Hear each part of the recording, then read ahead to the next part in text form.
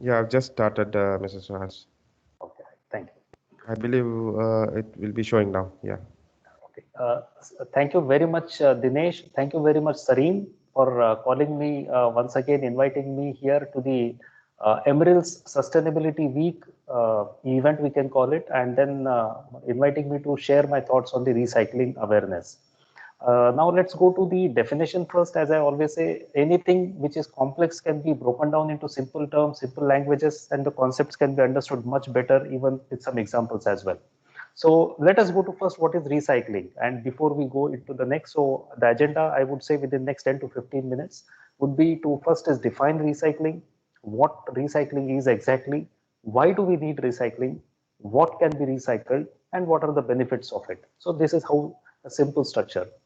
Now, recycling is basically reusing a product either in the same format or in another format after its life is over.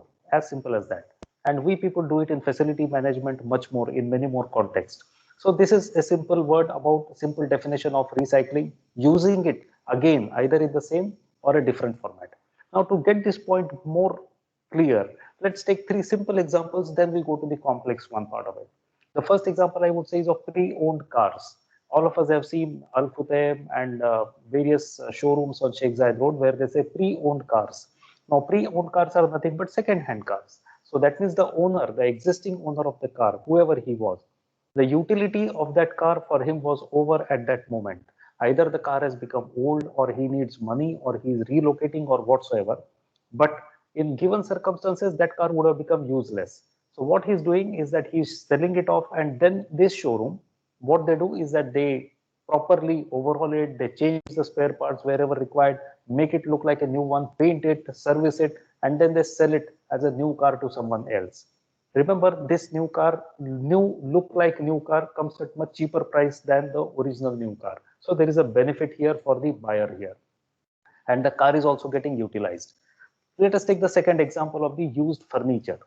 Now, when you look in the Gulf News and the Khalij Times classified advertisement section, you will see some people who say we buy and sell the used furnitures.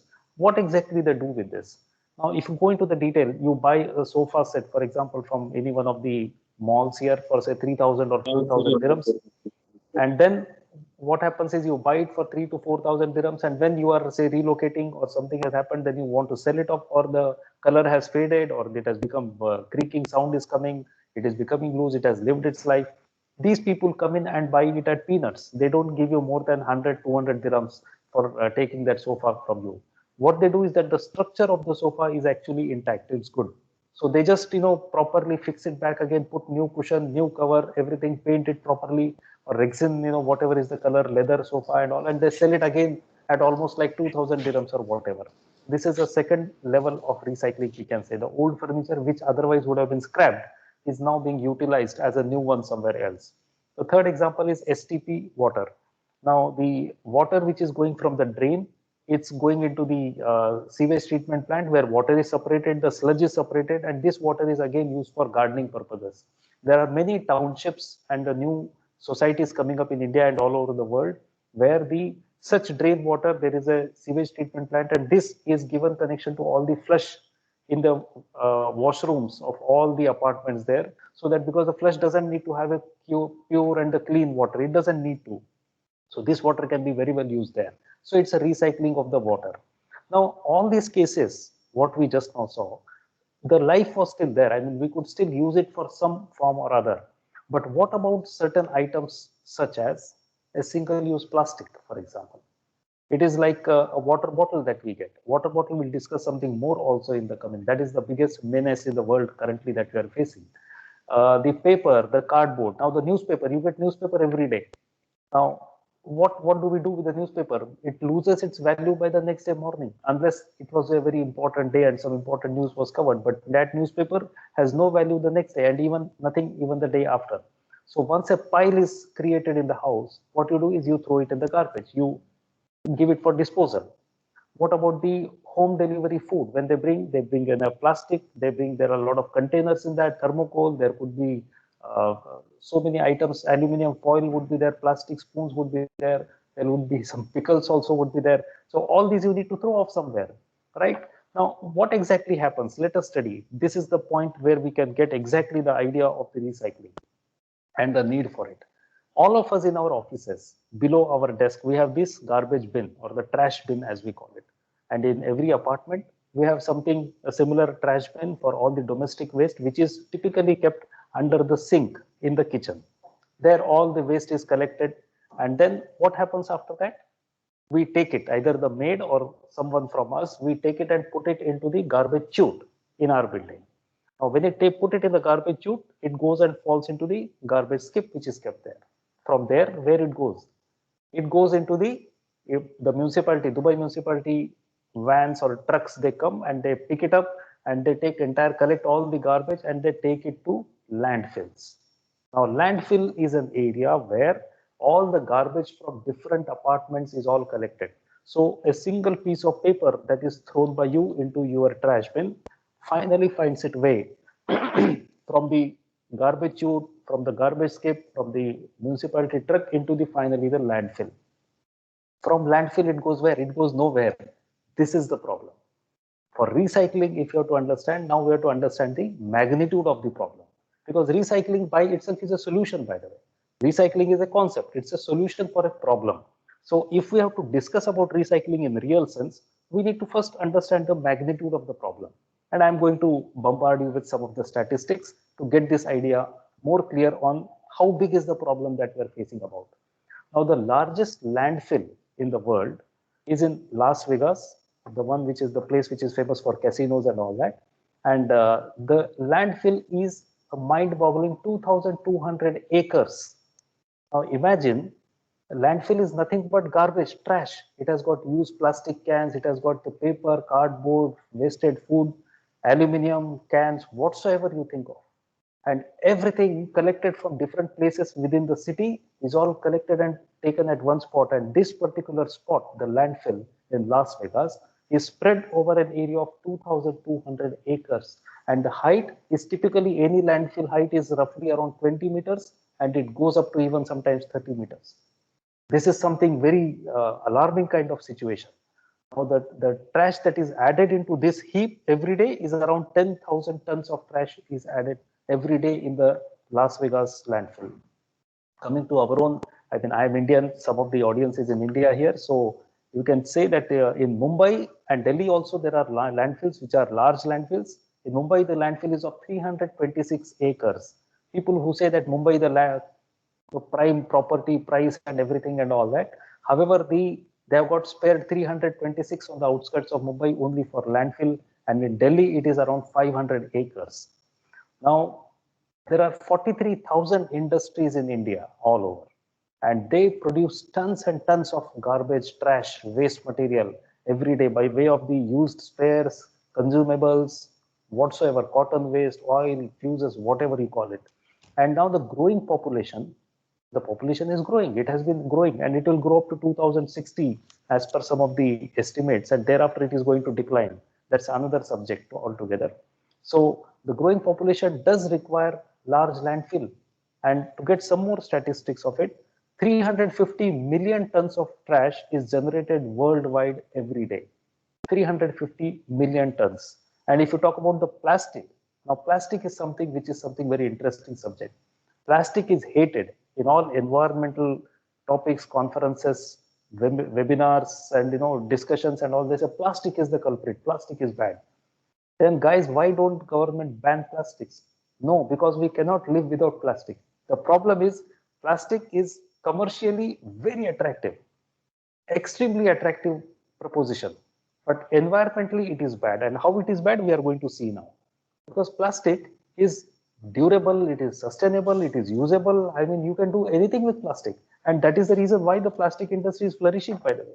In spite of all the brickbats, all the things that we say about plastic is bad and bad, it will continue to be there. Maybe its usage will be limited. Unfortunate part of it. I'm not advocating for plastic. I'm just telling the truth part of it, which generally people do not say in open forums.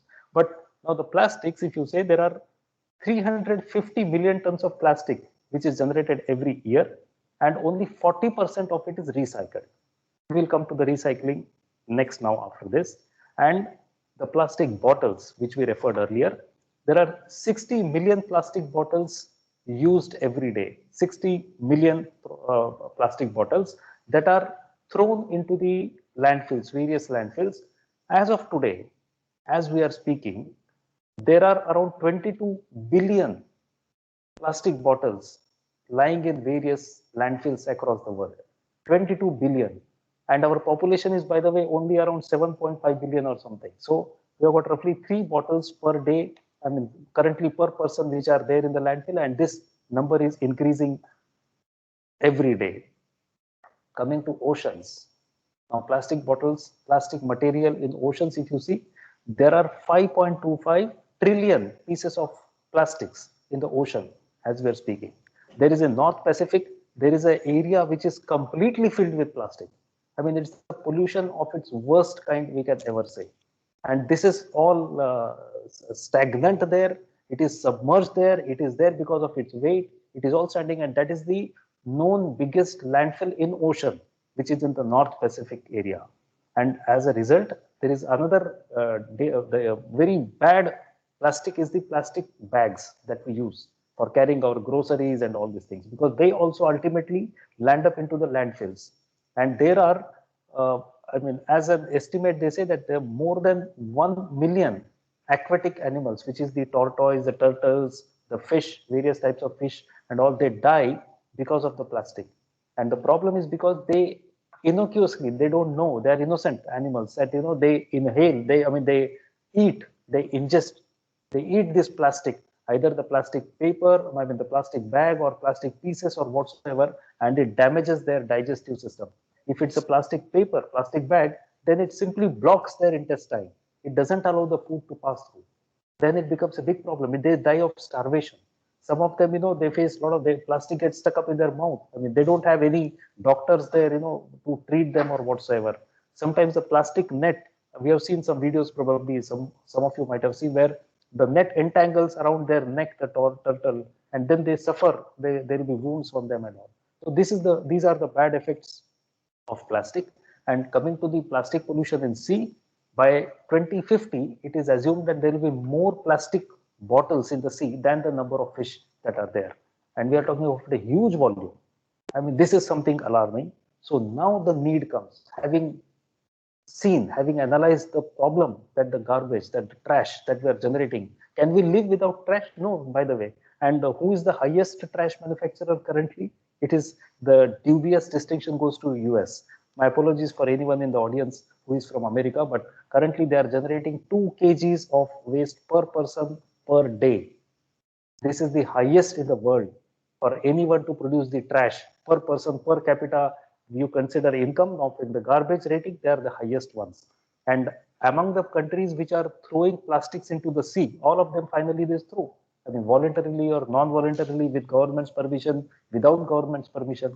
But among all the plastic, the countries which are dumping plastic in the sea, 1/3 of it, the entire volume, what we spoke about, 1/3 of it is only dumped by 2 countries, which are China and Indonesia. So these are the problems. Now we need a solution for this. Now, why do we recycle? When we say recycle, coming to the now subject, having defined the problem now with us. Now the problem with plastic, its strength has become its weakness. And its strength is that it is durable. It doesn't biodegrade itself or decompose or whatsoever you call it. It lives for hundreds of years. And this has become a problem. Normally, any other item you take, I mean, normally food items, after 2 days, second day, third day, fourth day, you can't eat it. I mean, that's gone. It's there. It doesn't there. And after a few more days, it doesn't exist. It converts into some kind of, the compost or whatever you call it, and then it just disappears from that. It converts into some other form, which is not detrimental to the environment. Plastic is one thing which is most durable. It stays. The problem is that it stays. This is where the problem is. I mean, it doesn't decompose. It stays. So if you are keeping on adding plastic to the existing plastic, someday we will be reaching a tipping point, an alarm. Like, for example, if you do not take out your trash every day from the house, on the third day there will be a stench. Second day itself, if the maid doesn't take out the garbage, the trash bin, doesn't empty it one day, on Friday the maids do not come. On Saturday morning you will feel it. Or We are all facility management. If the garbage skip, if it is not cleared for 2 days from a building, there'll be problem. I mean, imagine the people living in the floor with the garbage chute. If there is a problem, they complain that there is a smell, there are cockroaches and whatnot. So imagine there is a mechanism available in the house to dispose it into the garbage chute. There is a mechanism in the garbage chute to put it into the skip, and there is a last mechanism to take it from skip to the landfill. Guys, friends, there is no mechanism to take it from landfill anywhere. It stays there. So if we have problems at the earlier stages and we cannot bear it, sometime or other in future, the whole humanity has to bear with this. You cannot live longer. What happens to the landfills is the problem is it stays there in the sun, rain, everything, the water goes into that, it seeps into the ground and it impacts on the ground level water, groundwater tables. And then that water we drink. It doesn't come from there, but it comes maybe after 2 kilometers, 5 kilometers from there. Water tables are all connected underneath. And there is one more revealing statistics which has come out recently that all of us are currently consuming, I think, 5 grams of plastic per week. That is what they say, through different means. It is dangerous. I mean, without our knowledge, we are doing it through various means, whatever. So this is a problem that has to be arrested. So why do we recycle it? Because left to itself, it is causing a problem. I mean, because it's causing the water is an issue there, and the gas methane, the food which is part of the organic waste, which is all mixed with this. I mean, initially, and still some places, there is a proper religiously they segregate organic waste and the non-organic waste and all the dry or the wet, as some countries call in different places. The reason is because the wet waste, which is generally the food waste, the vegetables, fruits, and the cooked food and all that, that can be that is very dangerous because that emits methane gas if it gets mixed. And currently, I mean, I assume that in many places it is mixed together and there is no mechanism to separate this trash. And then when it goes into the landfill, these organic waste, it decomposes and causes methane. Methane is a greenhouse gas which is 20 times more deadlier than the carbon dioxide, which is caused by burning fuels and all these things. So this is also a problem. So we need to avoid it. Now, for avoiding it, the only way you can do it is probably by reducing the inflow of trash into the existing landfills.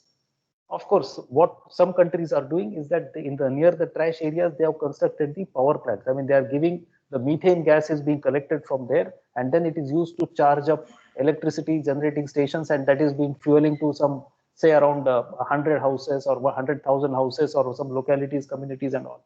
But that is not a desirable solution. That is only a phase saver. It is going from the extremely bad to bad kind of level. I mean, okay, I mean, it is there. You have to live with it. Instead of allowing the gases to escape into the atmosphere, at least let us use it. So that's not something like we look forward for doing that. It is there. So the best way to avoid this situation from becoming even worse further is to gradually stop the inflow of that. And how do we do that is, instead of sending the same amount of trash, if some amount of it can be reused, at least that's a good way. And we can then avoid this getting filled up at this rate. And this is the concept of the recycling. Why do we need recycling? Is to avoid the amount of trash that is getting into the landfill every day. Second thing is, when we recycle, actually we will be saving money. Like we have seen in the case of the car, a new car costs maybe 200,000. A recycled second hand or a pre-owned car could be anywhere between 100,000 to 150,000 based on how old it is. Or a sofa set, which is say 5,000, brand new sofa set in the showroom, you get for 3,000. So what is wrong in that? You can probably use it, and you are saving money also. So there are two benefits of recycling, two major benefits among other. One is that you are saving environment, you are contributing positively to the environment to save, you are avoiding. And second thing is you are saving money.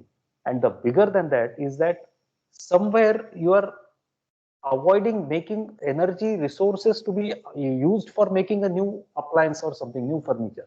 For example, if you buy, if something, a new piece has to be there, this must have come up after a lot of raw material has gone into it, energy has gone into it, and then the finished product comes. This is the thing. Raw material plus energy is finished product.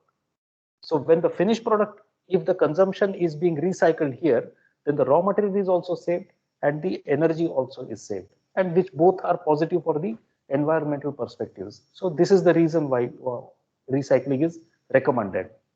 Now, what can we recycle? Very important question. almost anything can be recycled. Everything can be recycled, and there are some very interesting examples that I'm going to now tell you about what can be recycled. Now, let us take some more good statistics, positive one. I scared with all the dangerous statistics, the bad statistics all along. Let me say something positive about how things are happening good as well. Sweden is the country which is turning waste into gold. It has found various means of recycling, and there is, almost like waste is something not looked upon as a problem. It is looked upon as an opportunity. I mean, anything which is waste, they convert it into something different and they start using it. It's a culture that they have developed. The government has brought out initiatives, the non-governmental organizations, they recommended volunteers and awareness that has come. So Sweden is one country which is emulating to the world to say how recycling can be implemented in a very effective manner. Similarly, San Francisco is becoming a zero waste city. I mean, that is almost there. So they have got implemented plans by which all waste is being utilized in one way or other, and then they are making like a zero waste city. This is something which is very honorable kind of a distinction that they are getting it. Now there is about recycling. There is one very important, very interesting example of China. Now China used to collect all the trash from different parts of the world till late 1990s. I mean till early 2020. 2000 till early 2000 they used to collect, and the concept was very simple. What they used to do was that they send their goods all over the world. Everyone knows Chinese products are everywhere across the world. So the containers which are used to send these items there, when they are returning back, instead of getting the empty containers, they used to fill it up with all the trash which is there and then send it here from US, from Europe, and from Australia, from every country, every continent, wherever. So for these countries also, for US also, for example, it was a great thing. They were telling, okay, somebody is taking my trash away. I'm very happy with that. And it was all going on very well for last maybe from 60s, 70s onwards till the late 1990s, and they were collecting it. And what China was doing with that? It was recycling it. It used to recycle and then make new products and then sell it back into the market. So that's a good business. However, somewhere in that period, around 2000 and 2005 or something, that there was some kind of a negative advertisement that was going around in the world to portray China in a poor light, because there was one caption, one picture which became viral. I mean, viral word was not there at that time because it was not so much advanced. Digitally, no one was advanced. That, a girl sitting on a trash, kind of a pile of a trash or something, and that became, like awakened the eyes of the Chinese government at that time. And they said, we should change this image. And what they did, they stopped importing all the trash from all over the world. Now, they did it to improve their image, but that created problems all over the world because US and Europe, they were not really geared up to treat this trash. How to treat? They had no idea. The only concept earlier was to accumulate it, send it to China. So when they stopped, even today, they are struggling to cope up with that. Even after around 10, 15 years of it, they don't have that many kind of recycling technology, measures, volume to treat all the trash that they are generating. So this is a problem. In this context, Australia has done something unique because Australia also used to export a lot of trash to China. And once China stopped it, they did something important. What they did is, they started using it for their power plant. So there is some kind of a processing required. I mean, initial filtering of the trash in 2-3 different ways. What is combustible, what is not combustible. And then, they did this kind of mechanism, and now they are very happy. They are using all the trash that is there as a fuel for their power plants. Now, this is having again multiple benefits because their fuel, the original fuel is saved, coal or gas or oil or whatsoever, from being consumed. So their resources are reserved, and they are using the trash as well, and the energy is being generated.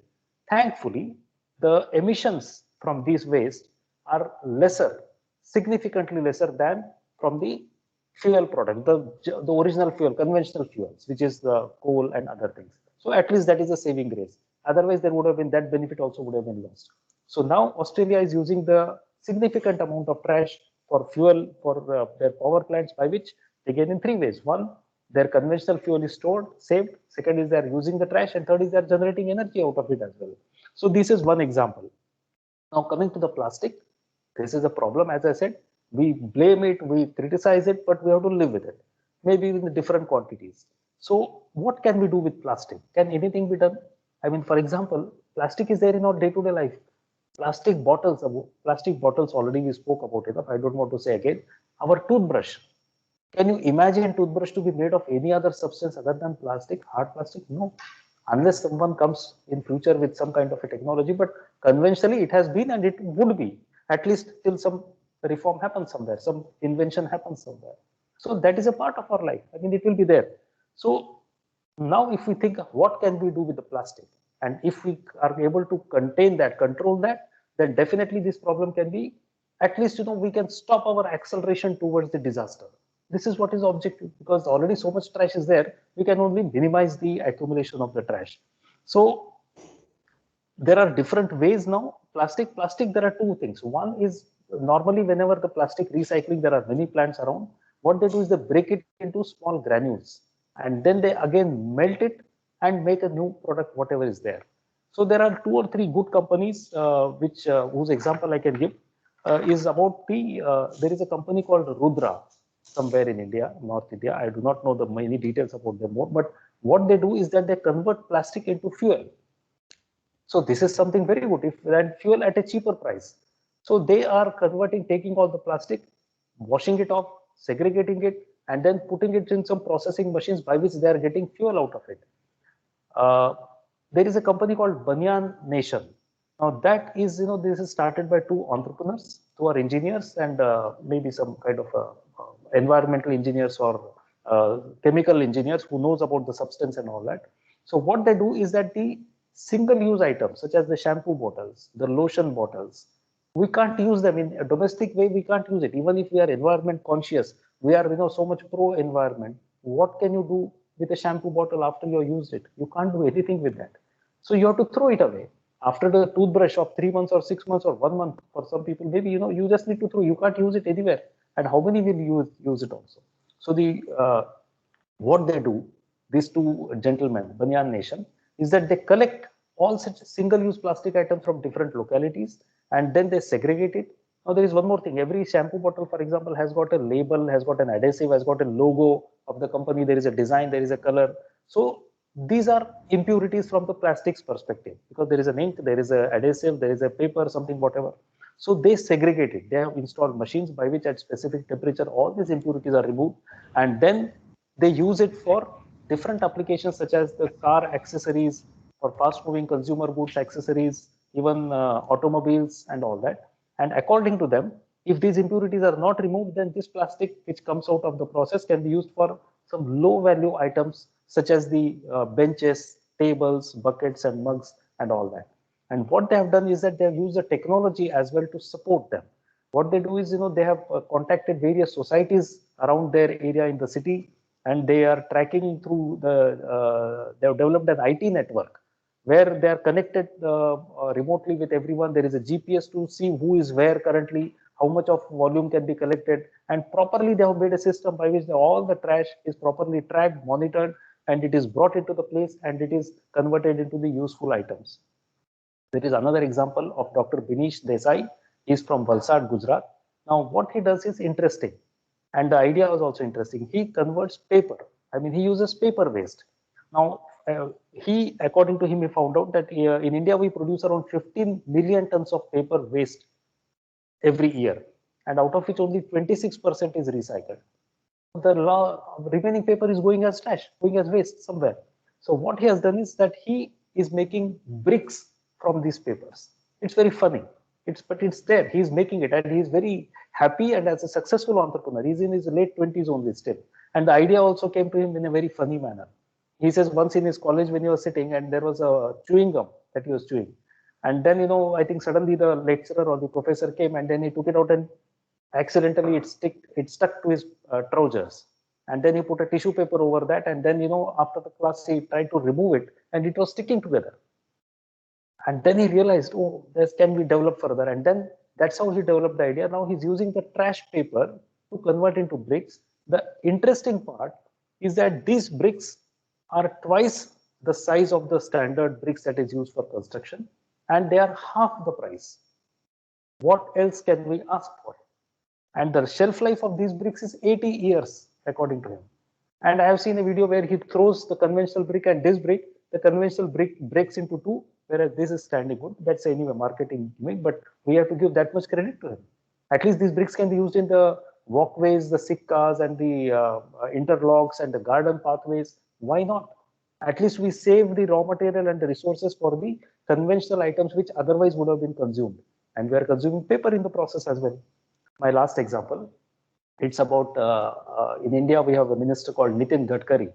Some of us who know him, he's very kind of enterprising person and very innovative kind of mindset. He himself is an industrialist, by the way. So he has said, once in his speech, there are 2-3 items and ideas that he said that he is using plastic in the tar. Whenever the tar road is laid in the countryside and villages and towns and all that road expansion network happens, he's using plastic, 20% of plastic into the tars.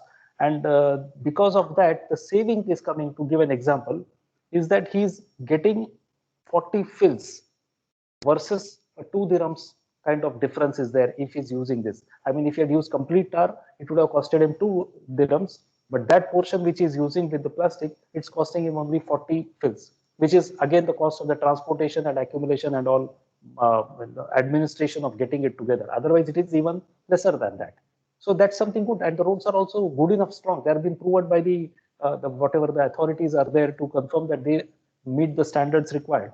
The second innovative idea was that the river, Ganges River, which is one of the biggest rivers in India, which is flowing, but unfortunately it is not very clean at different spots. So what he has done is he has taken a purification process of the river with the biodigester to purify the water.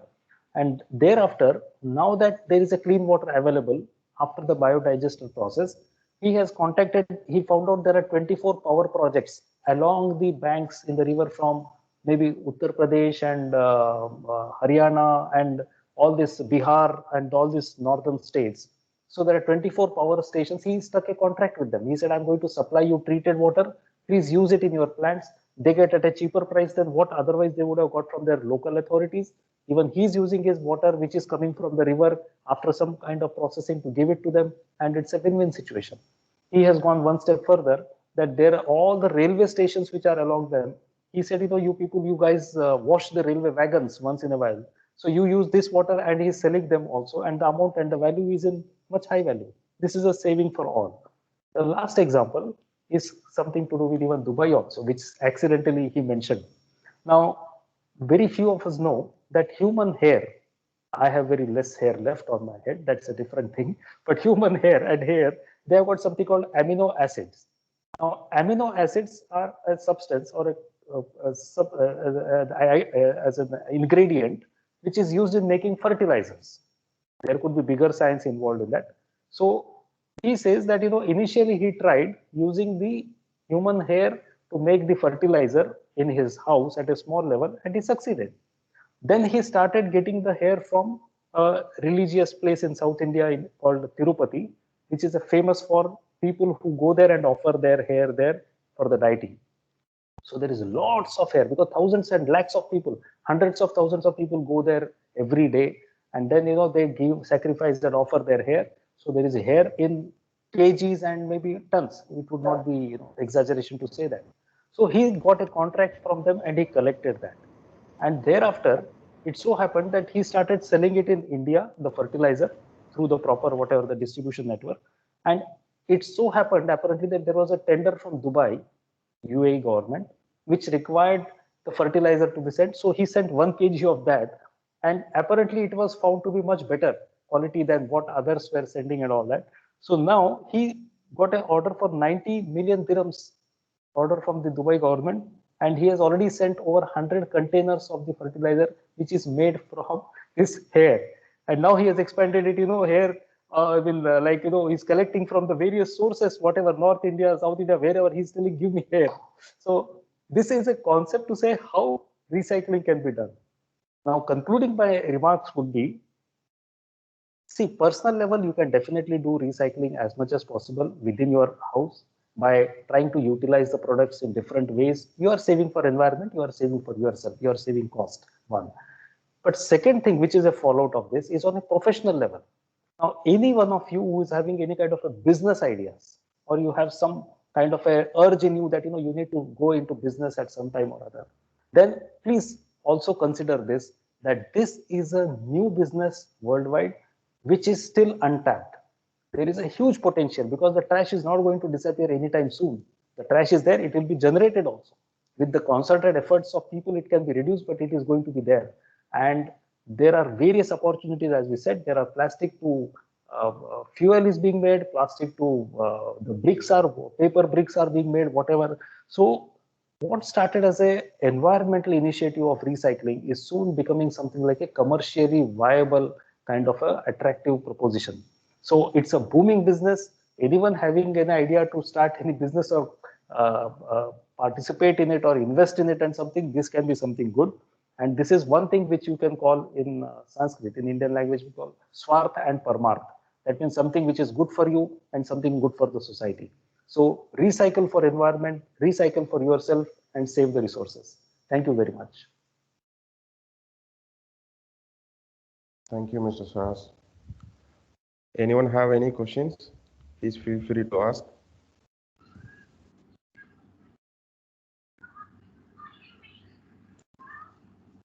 Mr. Suhas, thank you very much. That was very informative and insightful again.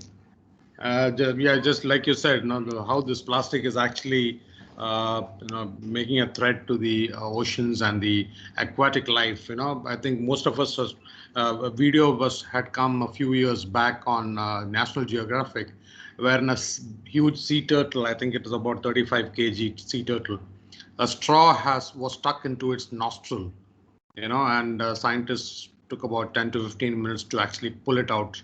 And these are the adverse, very bad effects that's actually causing to the aquatic animals from the waste that from the plastic waste that you said is lined up in the Atlantic Ocean and things like that, so many areas. That's actually a big threat. There are a lot of bits and little things that we can actually do to save our planet from such disasters, and giving a threat to the aquatic life and to human beings as well. Right. Really, thank you very much. If anyone has any questions or any feedback or anything, please go ahead. Sir, this is Kannan. Really, it is a lot of informative information, sir. Okay. Thank you, Kannan. Thank you very what much. are the items actually? No, that lot of statistics informations. It is helpful for us actually. At least we can think about. I think we can say many of us actually in our life, day-to-day life, we never think about that recycling part. Anyway, as an organization, we are keep on thinking that okay, we have to do the recycling part. But the statistics information, what you are given, like a toothbrush, hair, like that, is really informative. Really, thank you for that. Thank Once you. again, we have thank to you. thank you, part of our Emerald. My pleasure. Thank you very much. Yeah. Hello, good morning, everyone. This is Wajid from downtown. Good morning, sir. Good morning, Wajid. How are you? I am fine. Thank you, sir. Thanks a lot for coming and spending your time and giving us such a informative and very knowledgeable speech. I think Emerald, this team, including Sareen and Dinesh, and I don't know who else is there, they have done a commendable job. They have gone and they have got hold of a very important person who is actually delivering very relatable and very Thank you very much. engaging Really, sir, communication. I have to say Thanks, thank you Wajid. to Sareen and Because you are not letting anyone to just divert or just get disconnected. So your communication is very engaging. So I am very thankful for the committee and for yourself for being here and giving us this 2 days information on recycling and sustainability week. Thank you very much, sir. Thank you, everyone. Thank you, Wajid. Thank you. You made my day. I'm very happy to. You made our day. Sir, Thank you you. deserve it. This is the least we can do for you. I'm also accepting the same, sir. Actually, I have to thank our team first of all. Actually, anyway, you are the busy schedule. Yeah. Your contribution is really commendable for us, sir. Thank you very much. Thank you very much. And thank you, Sareen and Dinesh, for your support and arranging this. Thank you, Kannan. Thank you, Kannan. Sir, Mr. Suhas, thank you very much. And we'll really actually look forward to have you in our upcoming seminars, webinars that are actually being conducted tomorrow and the day after by our internal stakeholder as well. Like Mr. Michael Summers mentioned yesterday, day after tomorrow, he would be giving a webinar. And the day after tomorrow, there's a carbon footprint webinar given by one of our partners, Hertz. And we look forward to having you there as well. Right. But really, thank you. Thanks for taking your time out from a busy schedule and giving us this information. Right. Thank you very much. Thank you. It was my much. pleasure too. It was my pleasure to, see, all of us are learning. Nobody is perfect or nobody is subject expert or whatever it is. I'm also learning.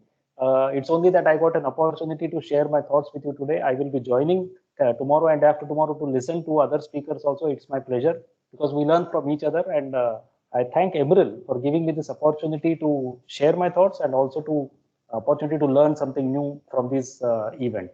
So thank you very much. Thank you. Thank you very much. Thanks everyone for joining in. Thank you very much. Have a good day. Thank you, Mr. Suhas. I have shared the link with you for tomorrow's and day after tomorrow's webinar link. All right. Thank you. Thank you.